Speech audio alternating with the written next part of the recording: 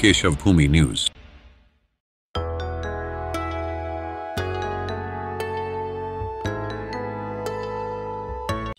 दोस्तों नमस्कार, आप देख रहे हैं केशव भूमि और मैं हूं संजय सिंह।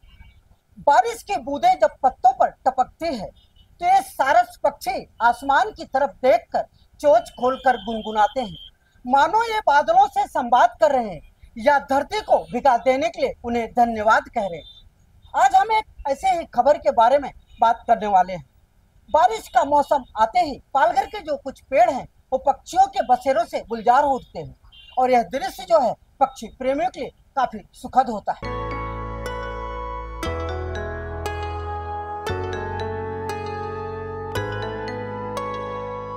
मुंबई से सटा महाराष्ट्र का यह पालघर जिला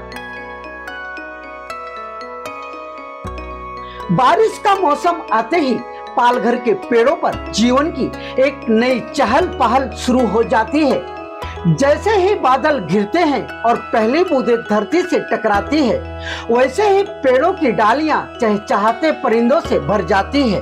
यह पक्षी मानो प्रकृति का स्वागत गीत गा रहे हों और हरे भरे यह पेड़ पक्षियों के लिए मानो एक सुरक्षित आशियाना बन जाते हैं और यह हरे भरे पेड़ बारिश में पक्षियों के बसेरों से गुलजार हो जाते हैं। इन हरे भरे पेड़ों की टहनियों पे यह प्रवासी पक्षी जो है अपना आशियाना बनाते हैं, अंडा देते हैं और नए बच्चों को जन्म देते हैं, यानी अपनी नई पीढ़ियों को जन्म देते हैं। और जब यह बच्चे बड़े हो जाते हैं तो उन्हें लेकर खुले आसमान में उड़ जाते हैं।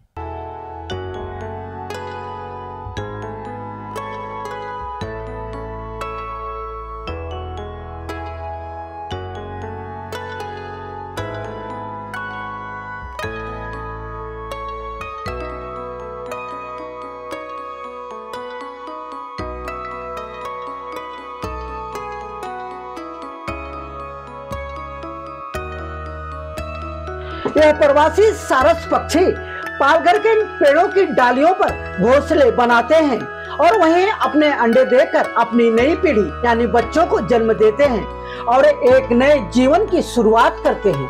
कुछ इस समय में इन घोंसलों से नन्ही चहचहाहटें गूंजने लगती है।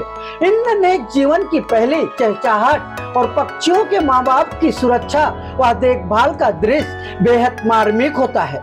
बच्चों के पंख निकलते ही उड़ान भरने की कोशिशें होती हैं तो आसमान में उनके पंखों की पहली उड़ान मानो स्वतंत्रता और नए जीवन की घोषणा होती है और फिर एक दिन वे अपने माता पिता के साथ खुले आसमान की ओर उड़ जाते हैं।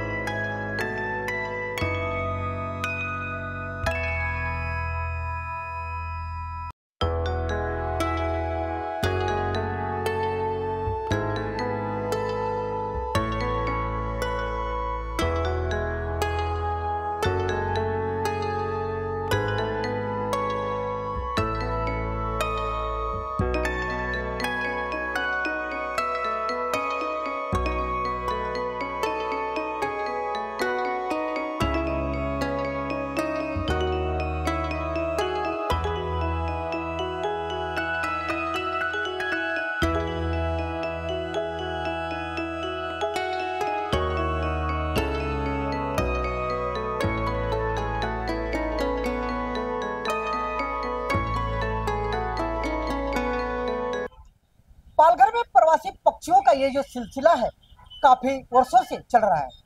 देश के दूर दराज इलाकों से काफी दूरी तय करके यह पक्षी जो है पालघर में आते हैं, अपनी नई पीढ़ियों को जन्म देते हैं और फिर उन्हें लेकर खुले आसमान में उड़ जाते हैं।